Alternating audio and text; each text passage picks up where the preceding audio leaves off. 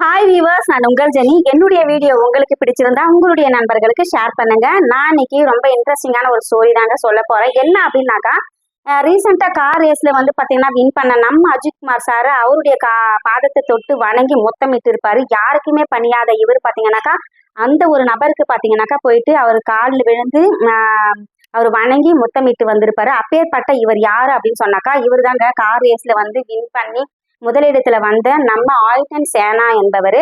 இவர் பாத்தீங்கன்னாக்கா 1960 பிரேசில் நாட்டுல வந்து இவர் வந்து பிறக்கிறாரு. ரொம்ப ஏழை குடும்பத்துல. எல்லோருமே பாத்தீங்கன்னா 4 வயசுல பாத்தீங்கன்னா சைக்கிள் ரேஸ் எல்லாம் வந்து வருவாங்க.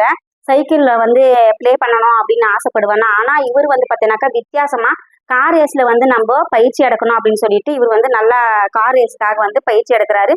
13 வயசுல வந்து இவர் வந்து ஸ்டார்ட் பண்றாரு. அதுக்கப்புறம் பாத்தீங்கன்னாக்கா சவுத் அமெரிக்கன் என்ற ஊர்ல பாத்தீங்கன்னாக்கா இவர் வந்து அந்த வின் பண்ணி டைட்டில் வந்து வின் பண்றாரு. இன்னும் நம்ம அதிகமா வந்து ட்ரைனிங் எடுக்கணும் அப்படின்னு சொல்லிட்டு இவர் வந்து இங்கிலாந்து வந்து ஷிஃப்ட் ஆகி வந்து போயிடுறாரு. அங்க போயிட்டு பாத்தீங்கன்னாக்கா 22 வயசுல வந்து பாத்தீங்கன்னாக்கா முதலிடத்துல வராரு. ஒரு நாள் மட்டும் இல்லாம 3 டைம் வந்து பாத்தீங்கன்னாக்கா அவர் வின் பண்ணி வந்து சாம்பியன்ஷிப் வாங்குறாரு. ஸோ அது மட்டும் இல்லாம அவருடைய பிறந்த ஊரான பிரேசில் நாட்டுக்கு போயிட்டு அங்க இருக்கிற ஏழை எளிய மக்களுக்கு வந்து நிறைய வந்து உதவி செய்யறாரு. 34 வயசுல பார்த்தீங்கன்னாக்கா கார் ரேஸ்ல வந்து ஒரு விபத்து நடந்து வந்து மறிச்சிடுறாருங்க. ஸோ இதுதான் இவருடைய ஸ்டோரி.